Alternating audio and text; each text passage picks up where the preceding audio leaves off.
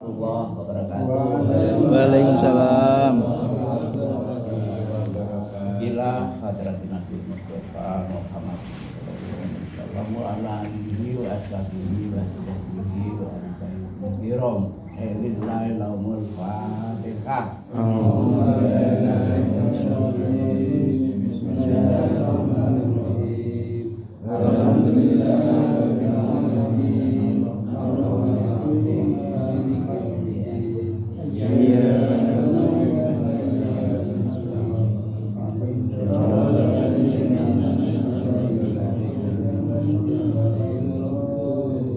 Allahumma bihaqqil Fatihah adir babana barokah adir bimakur minanar sayyidul Fatihah.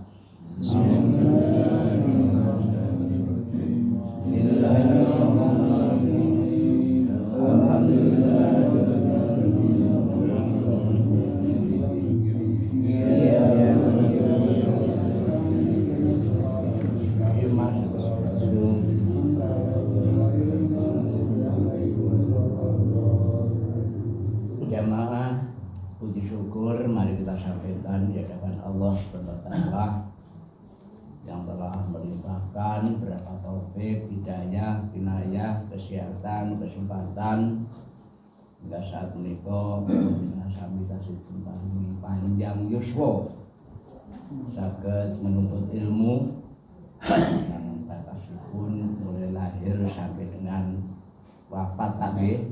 Alhamdulillah dapat kita laksanakan. Mudah-mudahan kegiatan rutin tiap bulan menikah akan membawa kematangan dengan sami takwa matur husnul khatimah. Salawat dan salam disampaikan dengan Nabi Agung Muhammad Sallallahu alaihi wasallam. Selalu kita nantikan syafaatnya di yaumul kiamah. Lo niku anu Pak, pernah mau hadis Pak.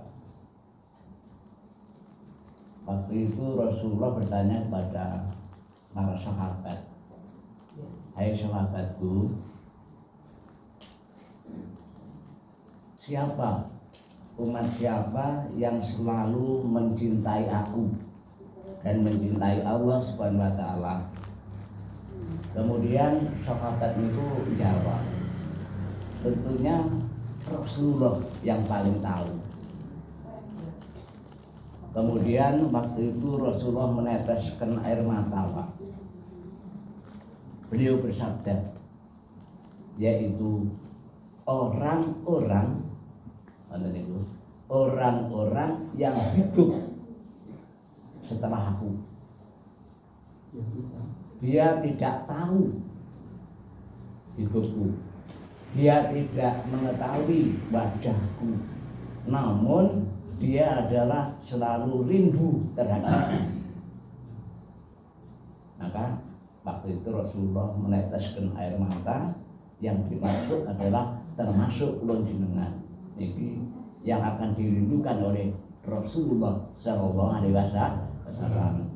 Jadi orang-orang yang hidup setelah dia ini wafat, ini termasuk lonjenengan. Mudah-mudahan kalau kita selalu mencintai, kita selalu memperbanyak sholawat, insya Allah Pak Bu ya, insya Allah.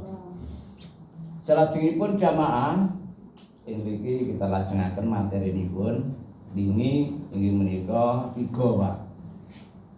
Yang pertama penyesalan menika sampun. Ingkang nomor kalih inggih menika pesan Rasulullah terakhir. Nggih pripun kita. Ingkang terakhir mangke ibadah yang sangat dibenci oleh setan. Itu apa? Amalan apa itu? Jamaah, pesan Rasulullah pernah kita sampaikan menika pada waktu Rasulullah akan wafat waktu itu, piyambakipun matur as-salatu wa ma malakat aymanukum. Peliharalah sholat, demikian pula orang-orang yang kamu kuasai. Jadi pesan terakhir Rasulullah itu peliharalah sholat. termasuk orang-orang yang kamu kuasai. Yang dikuasai itu antara lain keluarga, istri, anak, cucu, simbah dan sebagainya. Tolong jangan sampai sholat itu dilupakan, apalagi tidak dikerjakan. Sholat Pak, Bu, niku diawali dengan wudhu, pembersih diri. Pernah kulaturaken bahwa wudhu itu termasuk penghapus dosa kecil. Niku wudhu. Kemudian berjalan menuju ke masjid untuk berjamaah, niku juga merupakan penghapus dosa. Sholat ke sholat, Jumat ke Jumat, dan siam ke siam, itu adalah amalan yang dapat menghapus dosa kecil. Jamaah, apalagi kalau wudhu itu kita lakukan sebelum kula jenengan tidur, Bu.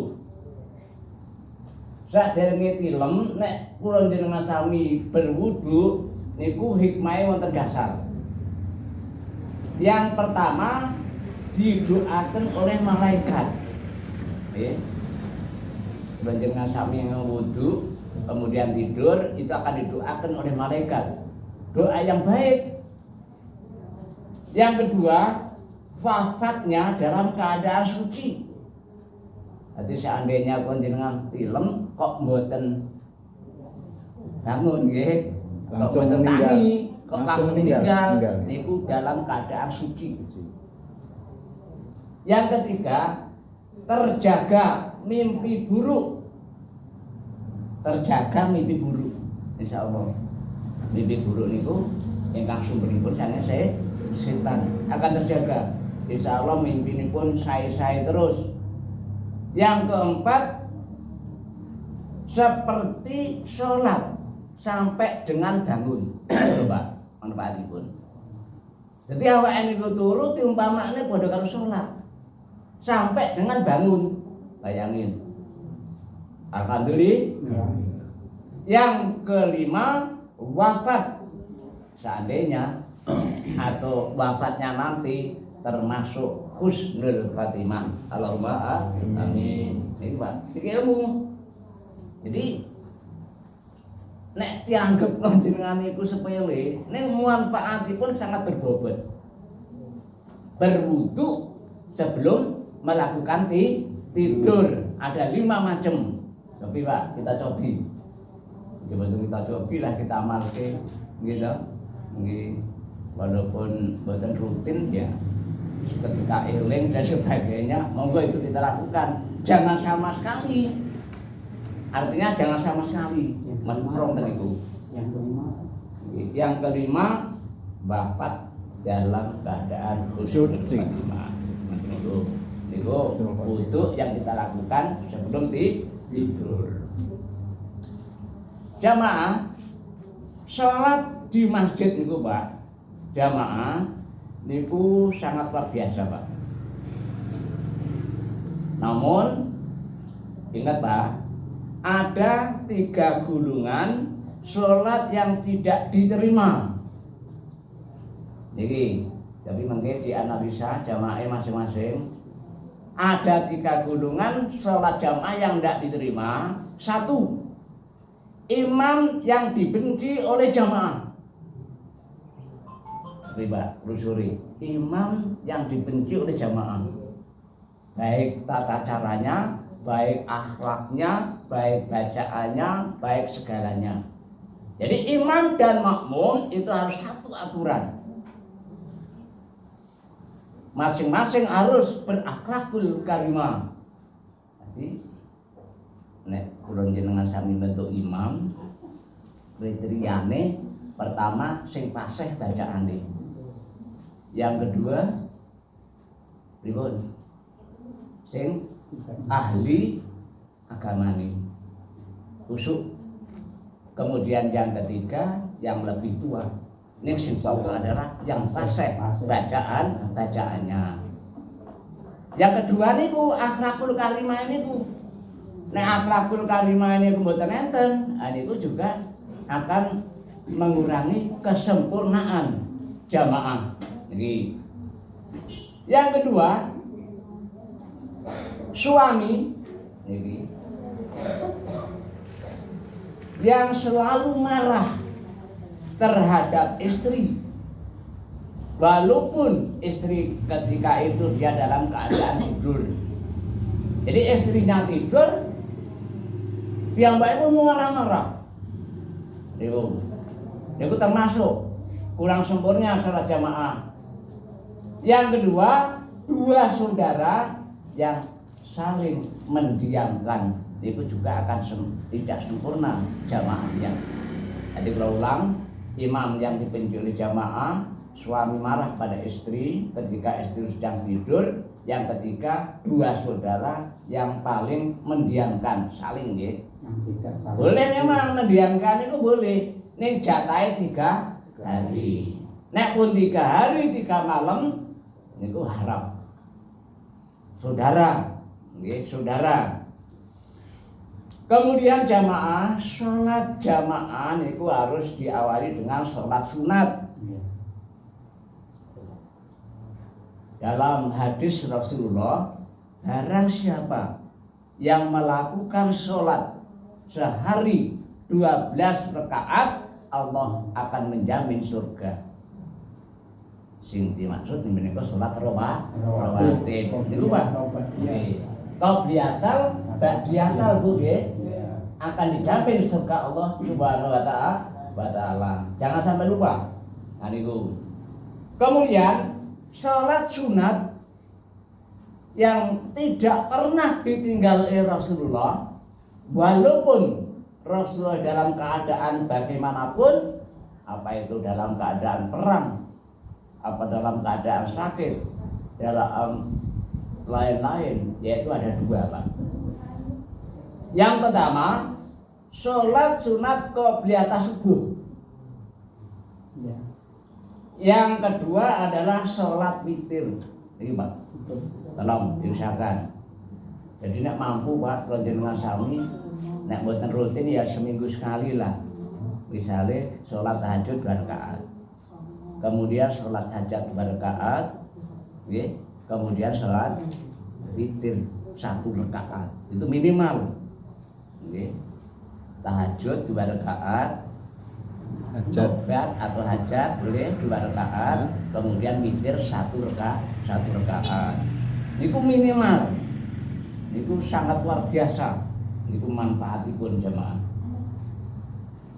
Kemudian keutamaan sholat jamaah subuh di masjid. Nah niki. Keutamaan sholat jamaah subuh di masjid. Yang pertama, menjadi penghalang masuk ke neraka. Berarti masuk ke surga. Niki. Menjadi penghalang masuk dalam neraka. Yang kedua, jaminan masuk surga. Alhamdulillah. Yang ketiga, pahalanya seperti sholat sepanjang malam. Masya Allah Pak. Sholatnya kurang lebih hanya berapa menit nih Bu? Inten Pak Mulyani perkiraan. Berapa menit nih? Berapa jam? Niku kaya sholat sepanjang malam. Nah niku bandingannya niku Masya Allah. Seberapa jam lah ya. Kemudian yang selanjutnya mendapat jaminan keselamatan dunia dan akhirat. Allahumma amin. Masya Allah. Selanjutnya bercahaya di hari kiamat. Jadi nanti mukanya itu bercahaya Pak Jono di kiamat. Siapa yang percaya itu? Jadi rutin sholat jamaah subuh di masjid. Alhamdulillah. Kemudian disaksikan oleh para malaikat. Jadi jamaah subuh di masjid itu disaksikan oleh para malaikat. Masya Allah. Ini hamba Allah Subhanahu wa taala luar biasa. Karena waktu subuh itu waktu yang sangat sempit nggih, dingin dan sebagainya. Kadang-kadang penak-penak turun dan sebagainya. Kok dia berangkat? Nah, ini udah. Maka dalam hadis Rasulullah itu ada yang mengatakan, datangilah jamaah subuh walaupun dengan cara merangkak. Masya Allah. Doa awake sehat tuh Pak, kadang-kadang di motor nggih. Jalan ya biasa timbul nggih. Niku nggih. Niku manfaatipun luar biasa. Monggo menawi jenengan istilahipun dereng rutin nggih. Atau apalagi sama sekali, monggo ranten usia niku selalu Pak nggih, ngejar nggih. Monggo. Saniki 9 hal tidak boleh dilakukan dalam salat, terutama ibu-ibu niki dapat dikatakan. Ada 9 hal yang tidak boleh dilakukan dalam salat. Yang pertama, memperbaiki sajadah dengan kaki. Bu, kadang-kadang biasa wae sikil awake gampang nggih. Sajadah kurang anu nih, nggih sikil. Niku sakniki awake pengertian, Pak. Ilmu niki usahakan kangge tangan. Sajadah menteng dan sebagainya. Kalau pakai sajadah itu juga manfaatnya luar biasa, Pak. Ada nilai sajadah niku. Usahakan jangan sampai pakai kaki. Ini pun diviralkan ini, termasuk diviralkan ini. Yang kedua, rambut diikat seperti punuk unta. Ada rambutnya itu terlalu dimonyong, kayak punuk unta. Ini buat kemarin, salat. Nomor 3, bawah dagu tidak tertutup. Ya Pak. Bawah dagu tidak tertutup, Bu. Kenang nggih. Dadi niku sing seret nggih, aja logok banget. Dadi dagu niku mboten tertutup. Sampai logok kadang-kadang kan munggah mudeng ngoten ta? Nggih, niku usahakan. Nggih. Selanjutnya, ketika sujud dagu terkena mekena. Mekena niku rukuk nggih. Nggih. Niku mboten oleh. Kemudian memejamkan mata ketika sholat, Pak. Niki Pak Sugeng. Mboten mareng, bab kita menghadap pada Allah Subhanahu wa taala. Mosok menghadap Allah Subhanahu wa taala karo merem. Kula nggih mratekke teng viral niku nggih. Niku memang mboten ora. Butuh kalih melek. Tujuannya apa? Tujuannya dhek iki supaya gen kusuk anggih. Nek karo merepet kusuk. Niku mboten diparengke Bu nggih. Nggih, mboten diparengke. Selanjutipun mulut tidak bergerak ketika membaca Fatihah. Nggih, Pak. Nggih. Dadi lambene niku Bu nggih, ora bergerak ketika membaca Fatihah. Dadi ketika membaca Fatihah namung di batin, Pak. Nggih. Dalam hati, mboten mareng, harus bergerak. Bismillahirrahmanirrahim. Alhamdulillah. Nggih mboten bater, ning bergerak ngoten lho. Nggih, bergerak. Niki tapi Pak menganalisa amalan niku lho jenengan nggih, kita paske mengke. Nggih. Yang selanjutnya, sujudnya berburu-buru. Apalagi sujud yang terakhir, Pak. Sujud yang terakhir niku bacaanipun macam-macam. Subhana wa bihamdihi. Nggih. Allah dan sebagainya, termasuk doa-doa yang lain. Sebelum doa yang lain itu selesai, jangan diangkat. Itu sujud yang terakhir. Kemudian tidak memandang telunjuk ketika membaca tasahud. Jadi ketika asyhadu alla nggih, asyhadu kan tidak angkat tak nggih. Niku dilihat. Bu nggih. Niku ditingali, telunjuke niku ditingali. Asyhadu alla ditingali, Pak. Kemudian waktu sujud tidak mendahulukan tangan atau lutut. Niki, Pak. Jadi waktu sujud saking berdiri Pak nggih, niku dipun parengaken tanganipun riyin utawi dengkulipun riyin. Niku dua anggota ingkang dipun angsalaken. Dadi aja kaya jereme unta. Niku. Niki Pak. Ini penertiban. Ulang-ulang, kajeng jelas ini Pak nggih. Kemudian 9 hal yang tidak boleh dilakukan dalam sholat. Ini yang pertama adalah memperbaiki sajadah dengan kaki.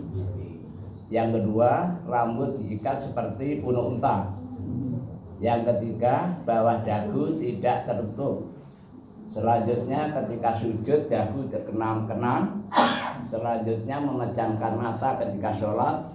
Kemudian mulut tidak bergerak ketika membaca Fatihah. Sujudnya berburu-buru, tidak memandang telunjuk ketika tasahud. Kemudian waktu sujud tidak mendahulukan tangan atau lutut. Ini Pak 9 ya. Monggo kita praktek nih Pak. Kita praktek ya. Kemudian sholat itu yang paling abdul itu di masjid Pak. Kalau sunnah, sholat sunnah di rumah. Oke.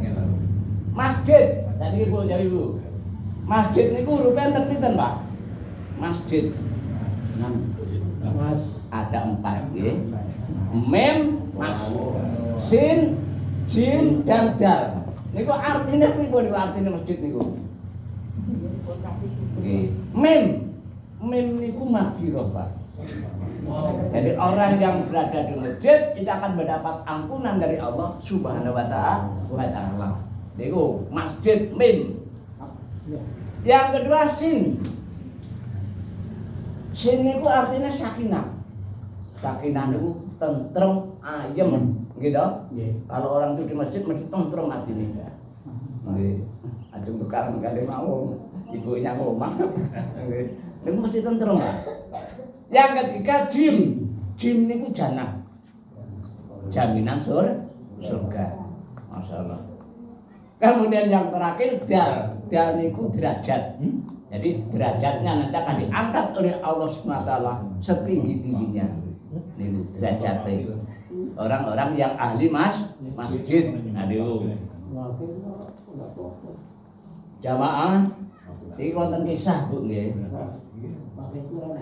Zaman Rasulullah niku datanglah pemuda menghadap Rasulullah. Ya Rasulullah, ayahku meninggal. Tidak ada seorang pun yang peduli. Dan kain kafan pun saya tidak punya. Itu menghadap Rasulullah. Kemudian Rasulullah mengutus Abu Bakar dan Umar. Ayo Abu Bakar, Umar, jenguk, lihat jenazah si anak ini. Setelah dilihat jenazahnya itu berupa jadi babi, Pak. Naudzubillahin min dzalik.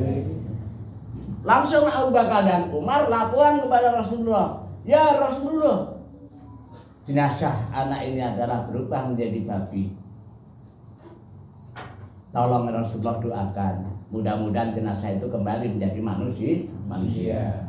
Didoakan oleh Rasulullah. Ya Allah, didoakan. Akhirnya jenazah itu kembali menjadi manusia. Setelah ditanya, pemuda itu ditanya oleh Rasulullah. Hai pemuda, selama hidup orang tuamu itu apa yang dilakukan? Jawabannya pemuda itu hanya satu, Pak. Selama hidup orang tua saya itu tidak pernah sholat. Naudzubillah min dzalik. Belas sholat Pak. Tidak sholat.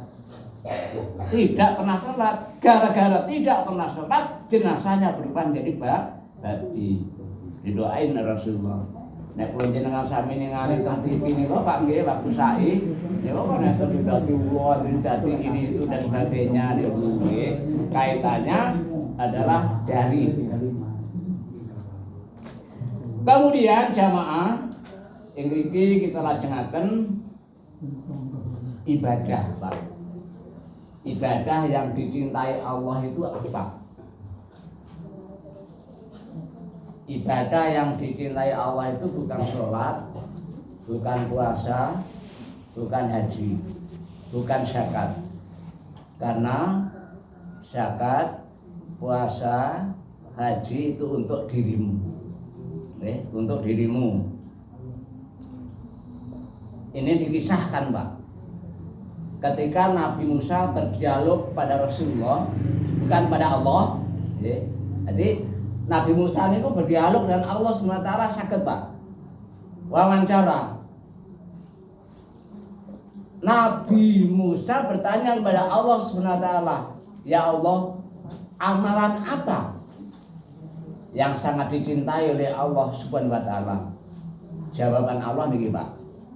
Hai Musa, amalan yang sangat kucintai yaitu ketika engkau membahagiakan orang lain dalam kesusahan.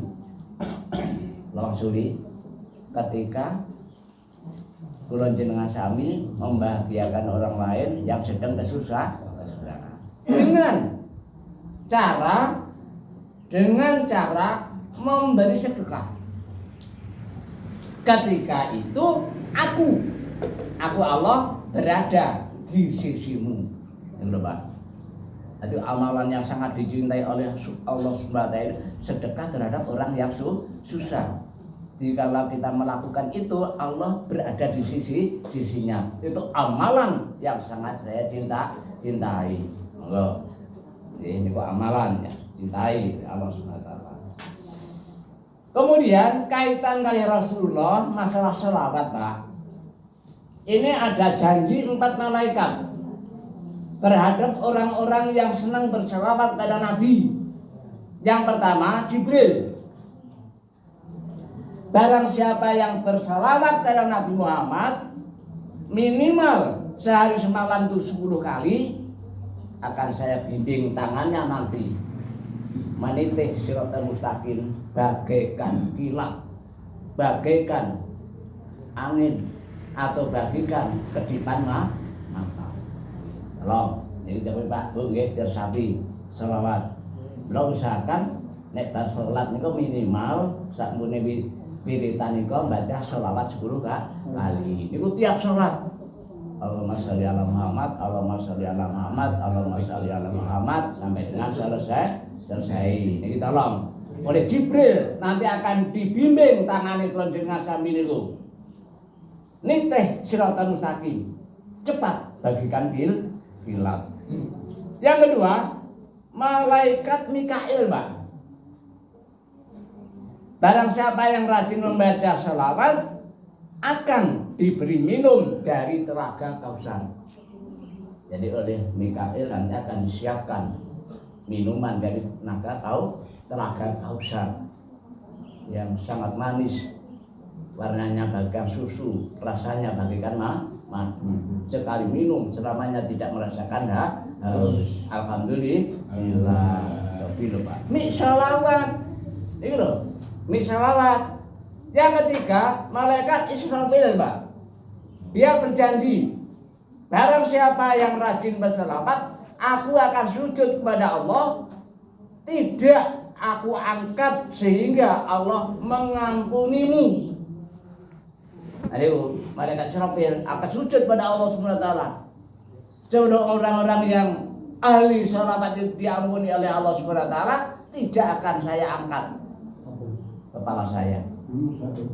Kemudian malaikat Israfil, Pak. Janji pun malaikat Israfil, barang siapa yang rajin membaca selawat, akan saya cabut rohnya dengan cara lemah dan lembut, sebagaimana mencabut rohnya para nabi dan rasul. Alhamdulillah. Roh dicabut ini luar biasa, Pak. Sakitipun lebih sakit daripada 300 kali tembakan atau 300 kali pedang. Ini kan hadis yang menyampaikan seperti itu. Oke, nek bener kaya nggih mangke. Nggih, rasa nusuk ora tenan. Ora, lah dibantu Israel. Mboten terlalu lara dibantu Israel dijaga dengan lemah lembut. Ngaten niku. Ya. Kemudian jamaah iki manusia yang paling mulia di sisi Allah dan di sisi Rasul, paun untuk sampai ke. Jadi manusia yang paling mulia di sisi Allah dan di sisi Rasul, mereka adalah semua manusia yang lahir setelah aku wafat. Loh, aku Rasulullah setelah aku wafat. Mereka tidak pernah memandangku, mereka tidak pernah melihat wajahku, mereka tidak hidup bersamaku, tetapi mereka sangat rindu kepadaku. Sebaliknya akan rindu terhadapnya dengan meneteskan air mata. Jadi pun khawatir Pak. Walaupun panjenengan saya mboten sahabat itu kan orang-orang yang hidup bersama Rasulullah.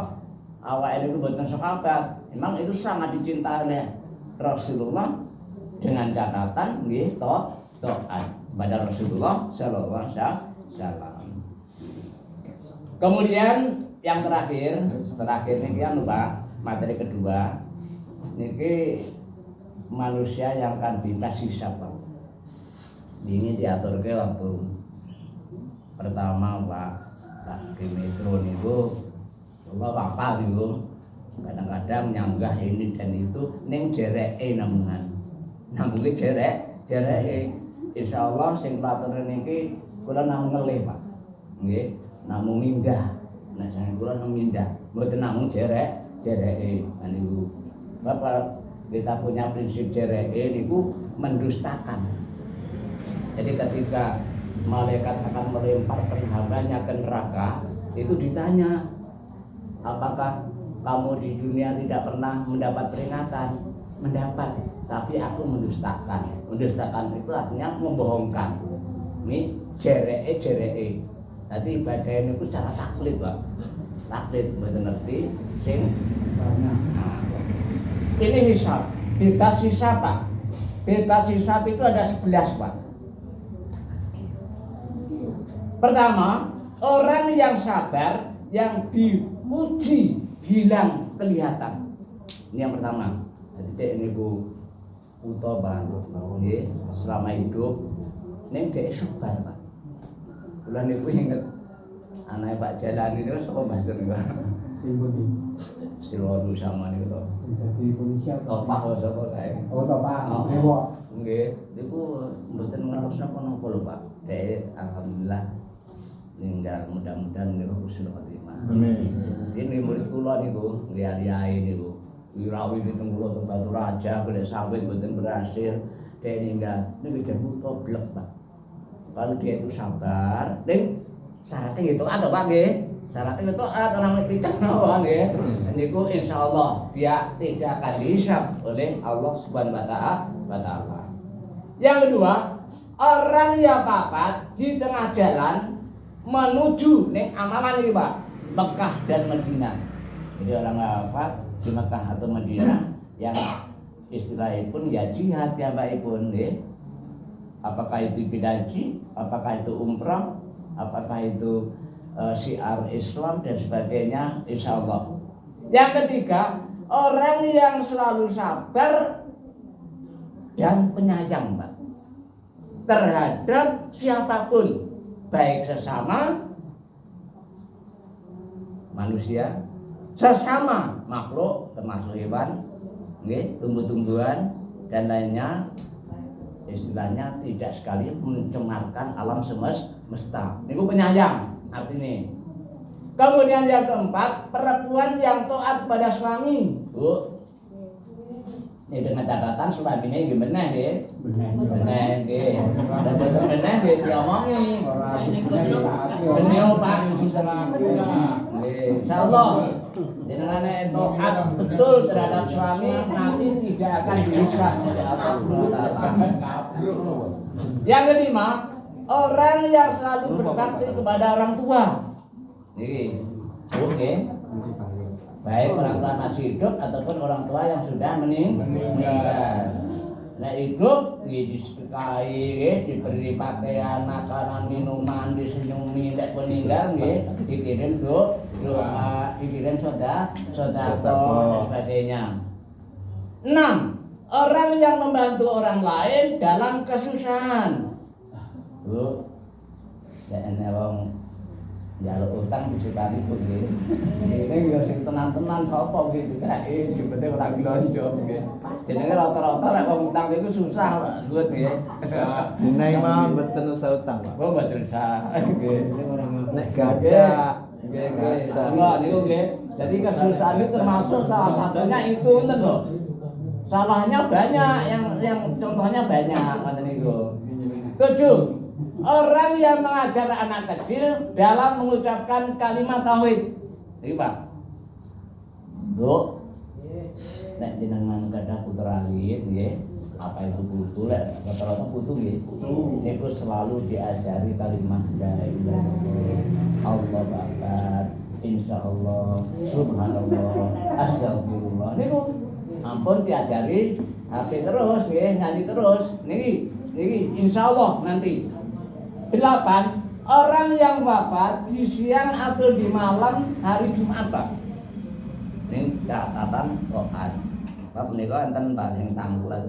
Nek orang niku enggak taat, nek meninggalin niku malam Jumat atau hari Jumat gimana? Niku mboten termasuk rupangan iki, nggih. Jadi dengan syarat taat. 9. Orang yang sabar ketika kena musibah baik fisik ataupun hartanya. Sabar. Lha wis ilang arep piye? Nggih. Buah-buahnya habis dimakan codot nggih. Iki enten juga dalam hadis niku. Ngerti-ngerti esuk didelok ora eneng. Aja terlalu muring-muring nggih. Aja terlalu walah nyalai anak, nyalai nyalai tetangga. Bahkan diniati disedekahkan. Barang silang kok diniati sedekah. Ya. 10. Orang yang selalu rutin membaca Al-Quran. 11. Orang yang membuat sumur di tanah lapang untuk keperluan umum. Jadi maksudnya lapang itu bukan tentang lapangan, di mana aja dienggai sumur untuk kepentingan umum. Insya Allah, nek 11 ini kita lakukan, kita insya Allah nanti tidak akan menerima hisab, langsung kita masuk surga. Allahumma amin. Ini Pak Bung ya. Lajeng materi yang terakhir, ibadah yang sangat dibenci oleh setan. Nah ini tapi ilmu niki guys. Ibadah yang sangat dibenci oleh setan itu bukan sholat, bukan zakat, bukan puasa, bukan haji. Dikatakan ibadah yang sangat dibenci oleh setan itu adalah ibadah yang dilakukan seumur hidup. Tapi Ibu, ibadah yang dilakukan seumur hidup ini kan apa niku? Umur hidup ibadah. Dalam kurung niku tulisannya niku nikah. Napa, Pak? Nikah. Jadi ibadah yang sangat dibenci oleh setan itu adalah nikah. Nikah. Karena apa? Karena pernikahan itu kalau sakinah, mawaddah dan warahmah itu bisa akan membawa kesejukan, akan membawa kebahagiaan baik di dunia dan di akhir hayat. Contoh niki, contohnya ibu sing pernah nyium tangane bapake, pernah kan Bu? Niku dapat diumpamakan seperti mencium hajar aswad. Niku Pak. Nggih. Seperti mencium, enggak usah repot-repot ke sana. Niku sing nyium suamine. Bu, aku cium tanganku ya. Kasar iki. Seperti mencium hajar aswad. Niku nikah Pak. Ngelom pahalanya sangat luar biasa nikah itu. Bakal dibenci oleh setan. Pahalanya sangat luar biasa. Lahir pahalanya luar biasa. Apalagi batin pahalanya sangat luar biasa. Itu nikah. Kemudian ada 5 golongan yang tidak akan mencium aroma surga. Ada 5 golongan yang tidak akan mencium aroma surga. Tidak hanya masuk, tapi mencium aja enggak. Yang pertama, istri. Bu. Istri yang minta cerai terhadap suaminya tanpa alasan syariah. Walah bencak-bencak Tanpa alasan syariah. Tadi kalau alasan syariah omongane kok sing bapak ini mboten mampu batin nggih. Niku nggih saged. Sakit-sakitan ndak mungkin dia itu akan sakitan malah dicerai Pak. Nggih, misale niku niku saged. Yang kedua, mempelajari agama hanya untuk dunia, Pak. Sing kaya ngene iki kanggo dunia, ora kanggo akhir.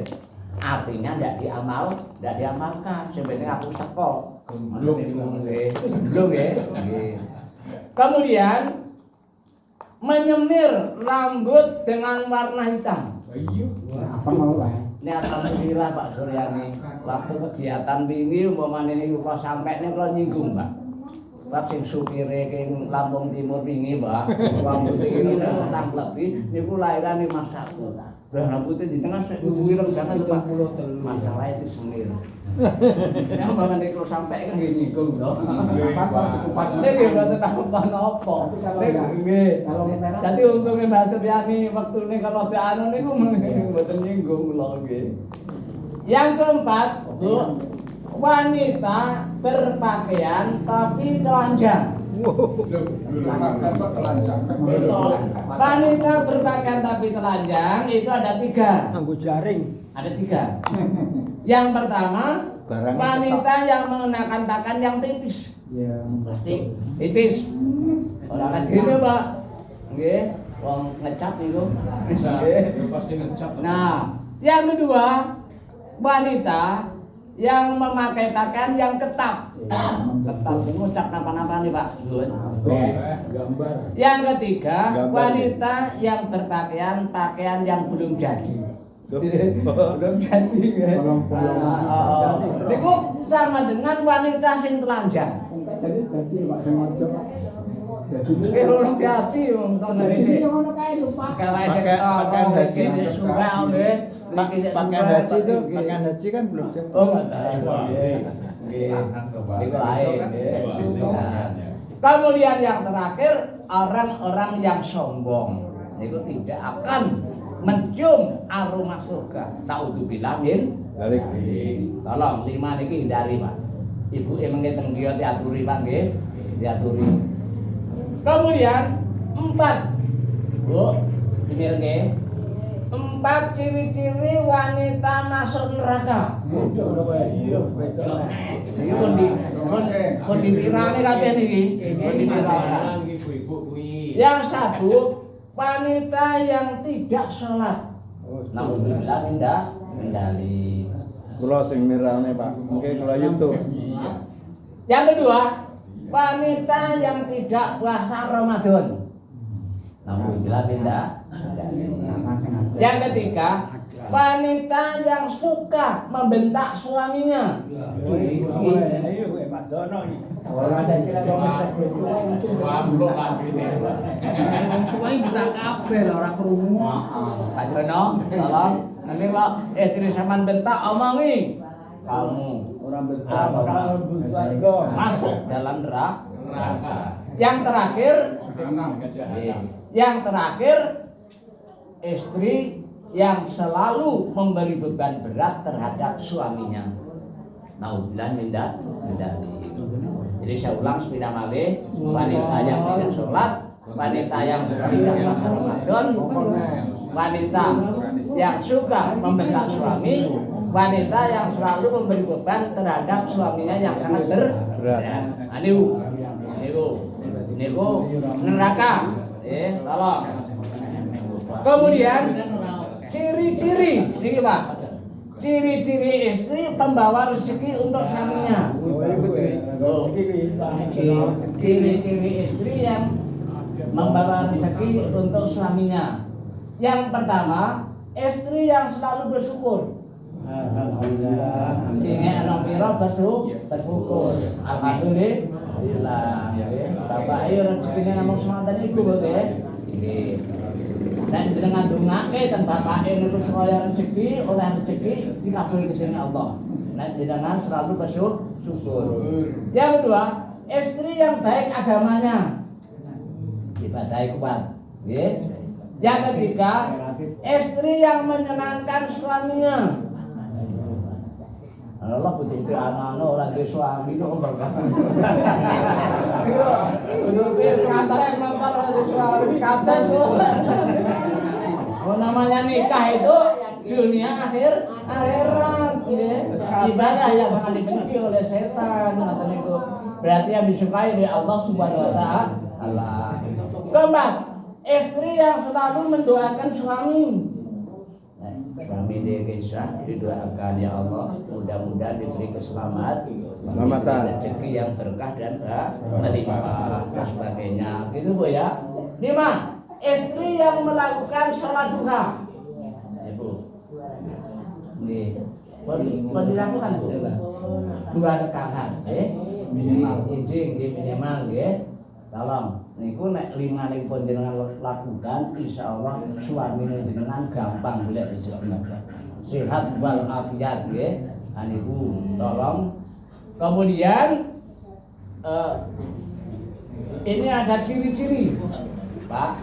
Ciri-ciri istri yang mencintai suami orang atau selingkuh. Ini dipilangkan juga. Yang pertama, itu sama ngek tondo Pak Sukut nggih. Yang pertama, istri yang cuek terhadap suami. Cuek nggih. Cuek akhirnya dia Pak Sukut. Ya TikTok nih bae. Niku tanda-tanda istri itu selingkuh. Yang kedua, istri yang berdandan lebih dari biasanya. Minyor dan sebagainya. Skinner, skincare. 3. Istri yang sibuk dengan diri sendiri. Wis tidak memperdulikan bojo, tidak memperdulikan anak. Niku Pak Jono, tanda-tanda selingkuh istri sampeyan. Yang keempat, tidak menghargai suami.